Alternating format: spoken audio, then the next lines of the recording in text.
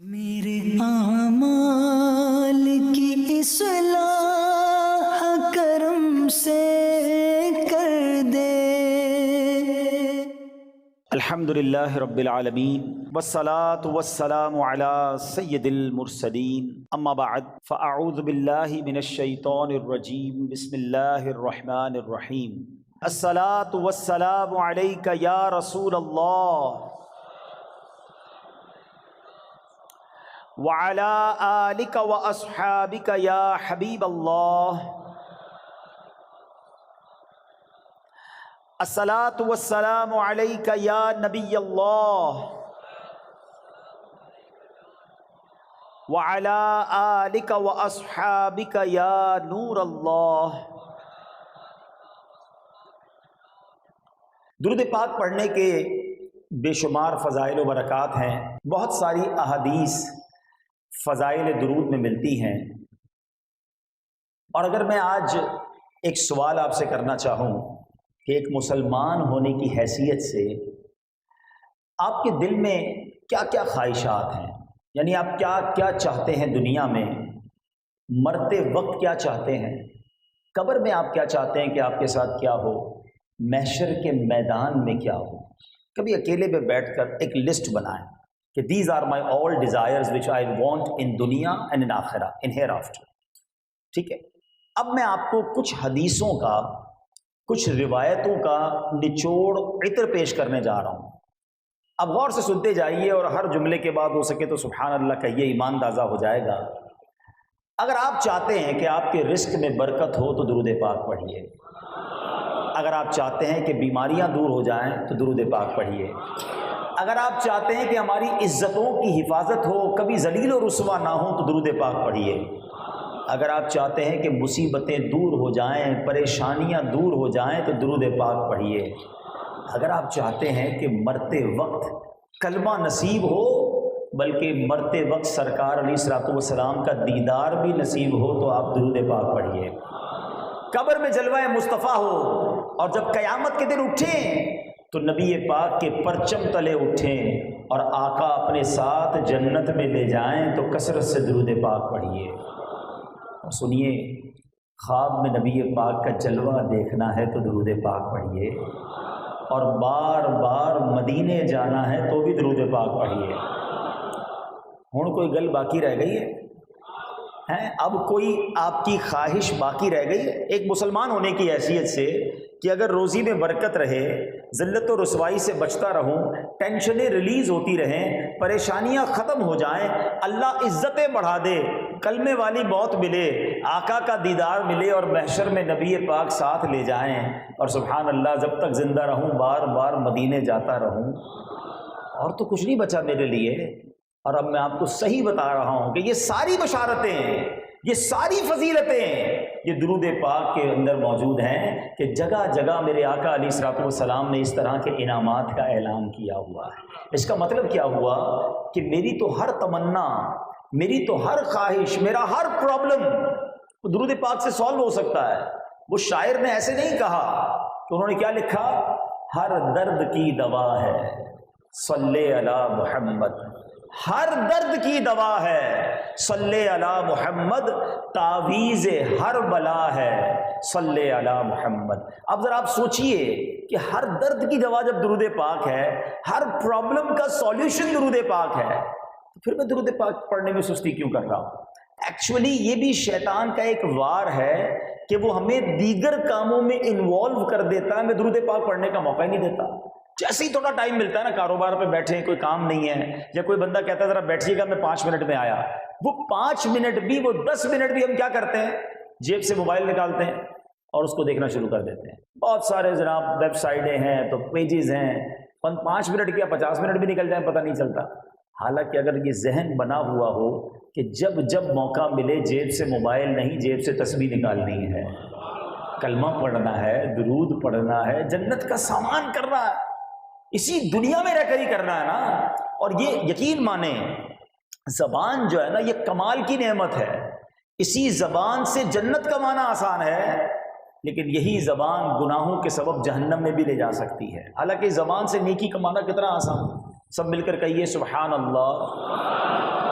کہیے الحمدللہ، اب کہیے اللہ اکبر۔ کتنی دیر لگی؟ 30 سیکنڈ بھی نہیں لگے۔ اگر آپ سے بھی میں سوال کروں کہ آپ 30 سیکنڈ میں کتنے پیسے کما لیتے ہیں؟ کوئی شخص کبھی اکیلے میں بیٹھے بیٹھے 1 منٹ کا حساب کرنا کہ اگر میں مہینے کے 20 لاکھ روپے بھی کماتا ہوں تو روز کے کتنے بنے؟ ٹھیک ہے، اب ایک دن میں 1 گھنٹے کے کتنے بنے؟ اب 1 گھنٹے میں 1 منٹ کے کتنے بنے؟ تو شاید یہ چند روپے بنیں گے۔ 20 لاکھ مہینے کمانے والے کے بھی 1 منٹ میں چند روپے ہی بنیں گے۔ لیکن آؤ میں بتاتا ہوں آپ نے ان 30 سیکنڈز میں کیا کما لیا ہے۔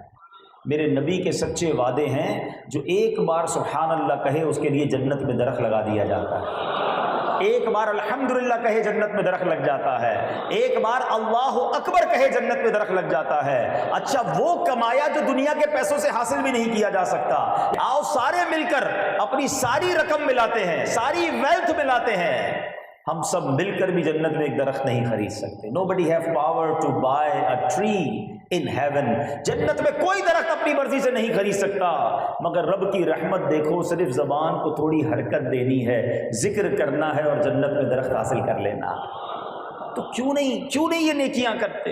اللہ کرے کاروباری لوگ بیٹھے تو سچے کاروباری بنو نا، کہ جب ٹائم کا تھوڑا سا حصہ ملے۔ یار مثال دیتا ہوں، اگر ذہن بناؤ نا نیکی کمانے کا، تو مثال دیتا ہوں، اگر آپ کو کوئی کہے یار ذرا 10 منٹ میں آیا، تو فوراً دماغ میں ایک کلک ہو گیا 10 منٹ میں سورہ یاسین پڑھی جا سکتی ہے، موبائل نکال کر سورہ یاسین پڑھ لیتا ہوں، 10 قرآن کا ثواب مل جائے گا۔ یہ بھی تو وقت کا استعمال ہے نا۔ لیکن وقت ضائع روزانہ گھنٹوں کرتے ہیں، مگر ذکر نہیں کرتے، درود نہیں پڑھتے، اور پھر کہتے ہیں پریشان بہت ہوں، برکتیں نہیں ہیں، ٹینشنیں ریلیز نہیں ہو رہی ہیں۔ میرے آقا نے فرمایا ہے کہ جو پریشانی میں ہو، مصیبت میں ہو، اسے چاہیے کہ درود پڑھے، کہ درود مصیبتیں اور پریشانیوں کو لے جاتا ہے۔ تو نیت کرتے ہیں انشاءاللہ، میں بھی کرتا ہوں کہ انشاءاللہ روزانہ کثرت سے درود پاک پڑھیں گے، انشاءاللہ اپنے آپ کو فضول باتوں سے بچائیں گے اور انشاءاللہ ذکر و درود کریں گے انشاءاللہ۔ ایک اور فارمولہ دے دیتا ہوں آپ کو، ٹائم مینجمنٹ ہونی چاہیے نا۔ بہت سارے لوگ واک کرتے ہیں، بہت اچھی بات، کرنی چاہیے صحت کے لیے، ٹھیک ہے۔ اگر ہمارا واکنگ ٹائم یہ درود ٹائم بن جائے کہ جب بھی میں نے واک کرنی ہے، شوز تو لیتے ہی ہیں نا، تسبیح بھی لے لی، اب جتنی دیر 40 منٹ کی واک کر رہے ہیں، 30 منٹس کی واک کر رہے ہیں، تسبیح ہاتھ میں ہے، کلمہ پاک پڑھتے ہوئے، درود پڑھتے ہوئے واک کرو گے، 2 فائدے ہوں گے، صحت تو اچھی ہوگی، آخرت میں نیکیاں بھی جمع ہو جائیں گی، اور جس جگہ سے گزرو گے نا واک کرتے ہوئے، وہ ساری جگہ درود پڑھنے کی گواہ بھی بنتی چلی جائے گی۔ بس مائنڈ سیٹ کی بات ہے کہ یار کہاں کیا نہ کمایا جا سکتا ہے، کہاں کیا اچیو کیا جا سکتا ہے، تو اللہ مجھے بھی ایسا ذہن عطا فرمائے۔ آج انشاءاللہ اس سنت و بھرے اجتماع میں ہم جس موضوع پر بات کریں گے وہ ہے the most precious thing in our life، ہماری زندگی کی سب سے قیمتی چیز وہ کیا ہے، اس پر غور کرنا ہے۔ ہماری زندگی میں ہم پیسوں کی، اپنی قیمتی چیزوں کی بڑی فکر کرتے ہیں، کرنی بھی چاہیے۔ جتنی چیز قیمتی زیادہ، اتنی اس کی فکر زیادہ۔ نارمل گاڑی تھی تو ہم ویسے ہی پارک کر دیتے تھے، ذرا مہنگی والی نئے ماڈل کی گاڑی لی تو پھر ڈرائیور بھی رکھا، گارڈ بھی رکھا کہ بھائی میں اندر جا رہا ہوں، تم کھڑے رہنا، ورنہ ایک ہی شیشہ 2 لاکھ روپے کا ہے، کہیں اجتماع سے واپس آئے تو شیشہ ہی نکال کے کوئی نہ لے جائے۔ تو قیمت جتنی بڑھتی گئی، ہمارا دھیان اور ہماری سیکیورٹی بھی اتنی بڑھتی گئی۔ لیکن ان تمام چیزوں کے پارٹ آف دیٹ ایک چیز ایسی ہے کہ جو اگر اس کی حفاظت نہ کی گئی تو ہم کہیں آخرت میں مارے نہ جائیں۔ وہ چیز کیا ہے میں بتاتا ہوں آپ کو، مگر اس سے پہلے میں آپ کو واقعہ سناتا ہوں۔ ایک شخص تھا، اس کی بچی چھوٹی تھی اور غریب آدمی تھا۔ اس نے سوچا کہ پلان کیا کہ 20 سال میری بچی کی میں شادی کروں گا، جب یہ 18-20 سال کی ہوگی تو میں ایک کام کرتا ہوں، روز کے کچھ پیسے بچاتا ہوں۔ ماں باپ ہوتے ہیں نا، اپنے بچوں کا خیال رکھتے ہیں، تو روز کے مثال کے طور پہ اس نے پلان کیا کہ روز کے 200 روپے یا 500 روپے میں اپنے کام سے نکال کر ایک ڈبہ بنایا اس نے، اس میں ڈالتا رہوں گا، 18 سال میں تو بڑی رقم جمع ہو جائے گی تو میری بچی کی میں دھوم دھام سے شادی کروں گا۔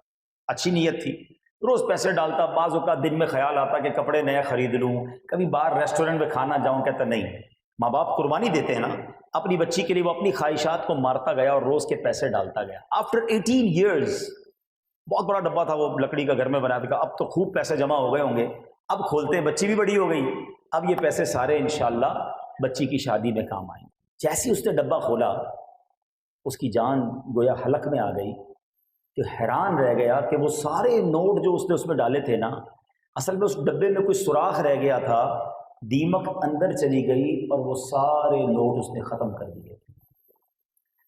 اچھا